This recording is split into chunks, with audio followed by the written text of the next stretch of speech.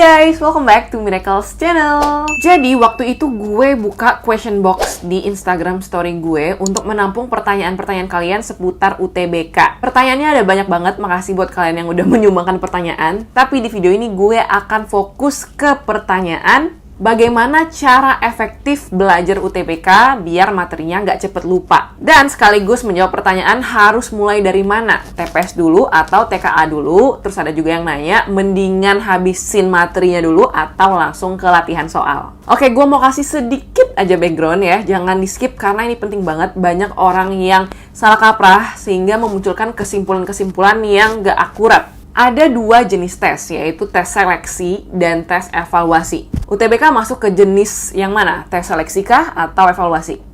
Tes seleksi dong, ya kan? Apa sih bedanya tes evaluasi dan tes seleksi? Tes evaluasi itu gunanya, ya seperti namanya ya, untuk mengevaluasi atau untuk menilai kemampuan siswa. Kayak misalnya lo lagi ulangan di sekolah. Pokoknya nilai lo setinggi-tingginya aja untuk melihat kemampuan lo udah sampai mana nih terhadap suatu materi yang diujikan. Kalau tes seleksi ya sesuai namanya, untuk menyeleksi atau ada yang tereliminasi kan dari proses seleksi tersebut. Contohnya nih yang paling dekat aja, UTBK 2021. Pendaftarnya ada 777.000 peserta, yang diterima hanya 184.000 peserta. Artinya di luar 184.000 yang diterima itu ya orang-orangnya tereliminasi. Terus salah kaprahnya di mana? Nah, coba ya, mungkin lo pernah denger ada orang yang bilang, let's say orang ini namanya A gitu. Dia bilang gini, perasaan gue pas ngerjain tes UTBK ngerasa soalnya susah gitu. Kayaknya nilai gue rendah, pasti nih gue nggak lulus. Nah, ternyata dia lolos nih, gitu kan. Sementara ada lagi nih orang kedua, let's say namanya si B, dia bilang bahwa menurut gue soalnya mudah nih, kayaknya nilai gue tinggi, gue pasti lolos. Ternyata si B ini malah nggak lolos. Kenapa hal itu bisa terjadi? Karena dua pernyataan ini nggak relevan. Let me tell you, nilai tinggi belum tentu diterima, nilai rendah belum tentu tidak diterima. Kenapa coba? Nah, untuk tahu lo lulus atau enggak, lo harus ngebandingin nilai lo dengan peringkat nasional, yaitu saingan lo yang milih jurusan dan univ yang sama kayak lo. Kalau nggak lo bandingkan dengan saingan lo tersebut, ya jadinya nggak relevan gitu. Oke, gue kasih contoh. Nih, si A, dia milih jurusan Kesehatan Masyarakat UI. Si B memilih jurusan FKUI. Si A ini, let's say nilainya 60% ya, si B 90%. Memang dari nilai ini kita bisa lihat lebih tinggi nilai B.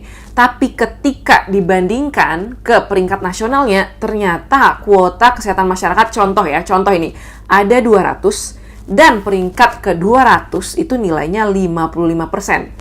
Artinya si A ini lulus kan, ya kan? Karena nilainya lebih tinggi nih dari 55%. Nilai minimal yang diterima.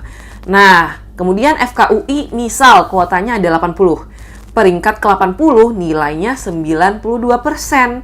Artinya si B nggak masuk ke dalam 80 nilai tertinggi gitu. Makanya dia jadinya nggak lolos. Ingat guys, saingan lo bukan semua orang yang ikut UTBK senasional, tapi saingan lo adalah orang-orang yang memilih jurusan dan universitas yang sama kayak lo. Misalnya lo mau masuk FKUI, ya saingan lo adalah semua orang seluruh Indonesia yang memilih FKUI juga. Jadi intinya apa? Ya lo nggak usah julid atau heran-heran kalau ada orang yang ngakunya banyak salah atau nggak belajar tapi lulus UTBK. Karena lulus atau enggaknya seseorang itu ditentukan dari peringkat nasional atau dari saingan-saingan mereka. Selain itu, lo juga harus udah mikirin nih dari sekarang strategi dalam memilih jurusan biar peluang lo keterima makin gede. Tapi tenang aja, misalkan sekarang lo ngerasa lo nggak tahu apa-apa, tapi mimpinya pengen masuk PTN Top, santai bos, karena waktunya masih banyak.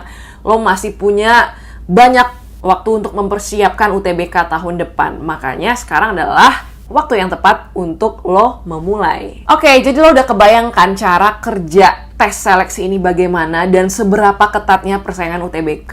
Sekarang kita akan menjawab bagaimana cara belajar yang efektif untuk UTBK. Lo tau pohon nggak? Ya masa sih nggak tahu pohon? Nah, jadi belajar yang efektif itu dimulai dari akar terus ke batangnya. Kalau kata Elon Musk, make sure you're building a tree of knowledge. Di sistem pendidikan kita pada umumnya, gue nggak bilang semuanya ya, tapi pada umumnya itu fokus ke ngumpulin daun-daun aja. Misalnya nih, lo diminta untuk ngapalin rumus-rumus, terus juga ngapalin kalimat atau ya definisi yang persis dengan yang tertulis di dalam buku teks. Yang sebenarnya nggak penting-penting banget, karena sekarang ini kita udah punya internet. Kalau lo mau cari tahu rumus misalnya atau informasi, tinggal googling aja, selesai. Di lingkungan kita biasanya orang ngelihat orang pintar itu kalau dia banyak tahu. Pokoknya di kepalanya tuh banyak banget datanya gitu kan. Padahal yang lebih penting bukan what to think-nya, bukan isinya, tapi how to think. Ya, gimana caranya dia mikir. Terusnya kita nggak fokus di ngapalin rumus luas lingkaran, tapi dilatih buat mikir, kenapa sih rumus lingkaran itu VR kuadrat? BTW, kenapa rumus luas lingkaran VR kuadrat udah pernah gue bahas di Miratematika, lo cek aja ya, oke? That's why banyak dari kita yang udah belajar, tapi ya abis itu lupa lagi, dan lupanya cepet gitu. Karena kita fokus di collecting the data. Kita mungkin nggak menghubungkan data-datanya tersebut. Nah, itu dia ciri-ciri bahwa lo cuma ngumpulin daun-daunnya, tapi nggak membuat koneksi antara informasi yang lo terima gitu. Terus muncul dong pertanyaan, gimana cara kita connecting the data? Ya nggak? Caranya adalah dengan belajar fundamental skills terlebih dahulu. Nih ya, banyak anak SMA yang stuck pas lagi ngerjain soal integral, ya kan? And then dia baca nih bab integral. Baca, pelajarin, tapi kok tetap nggak ngerti, ya kan? Kenapa itu bisa terjadi?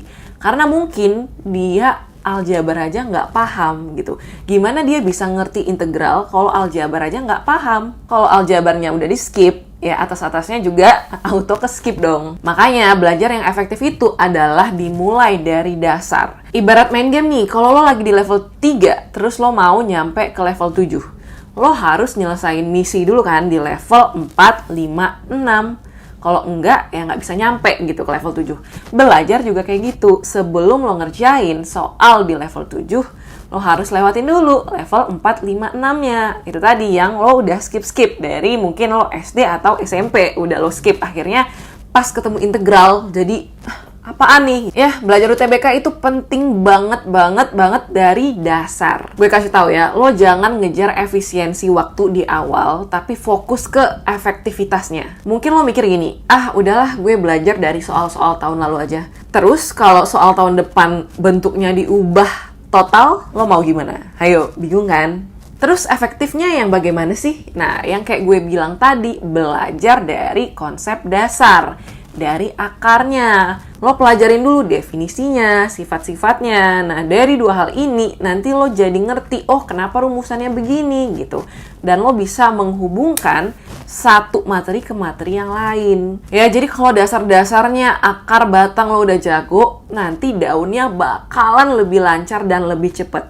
Gak apa-apa di awal lo kesannya belajarnya lama gitu ya, dari dasar-dasar terus. Tapi nanti next stepnya bakalan lebih gampang. Percaya deh sama gue. Gak usah percaya deh, lo buktiin sendiri aja. Pertanyaan selanjutnya, belajar dari akar-akar kalau di UTBK itu seperti apa, ya kan? Nah, ini menjawab pertanyaan lo semua, yaitu mana yang harus diduluankan?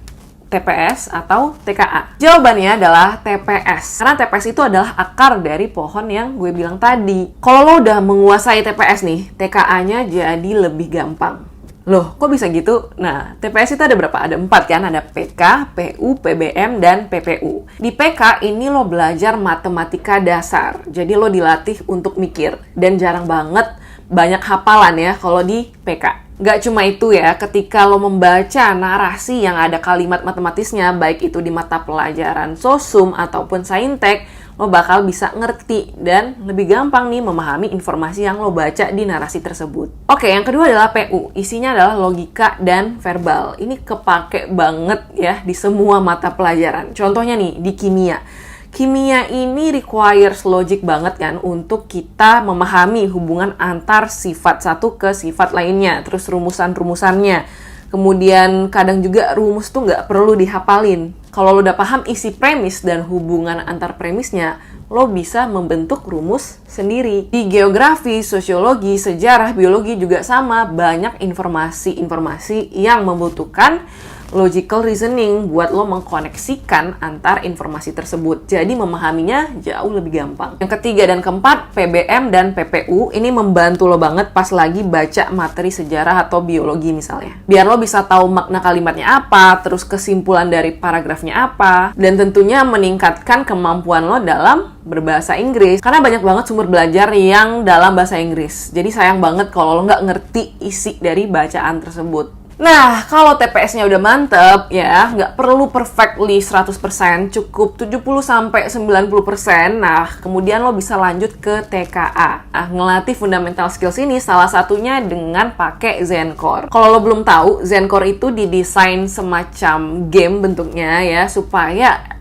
experience lo dalam belajar itu lebih fun. Isinya ada math atau PK kalau di TPS, terus verbal logic, PU PBM, dan ada English, PPU. Terus dia ada skor dan level-levelnya. Jadi semakin tinggi level lo, tingkat kesulitan soalnya juga semakin tinggi. Yang gue suka dari Zencore nih ya, bahasanya nggak kaku. Jadi kayak berasa lagi di tongkrongan gitu deh. Lo nggak berasa terbebani karena wah belajar nggak kayak gitu. Jadi fun ngerjainnya. Dan pastinya soal-soalnya didesain buat ngelatih kita mikir. Jadi nggak banyak hafalannya ya, sampai ada orang yang udah sampai level 101 terus dia minta di reset biar dia bisa main lagi dari level 1. Kayak wow.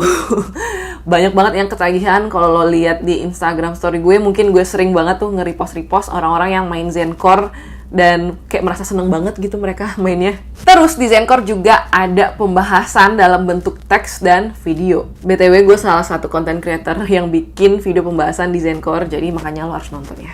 Nah, cara main Zencore itu gimana? Lo buka aja aplikasi Zenius ya. Kalau belum punya, download di App Store atau di Play Store, gratis guys.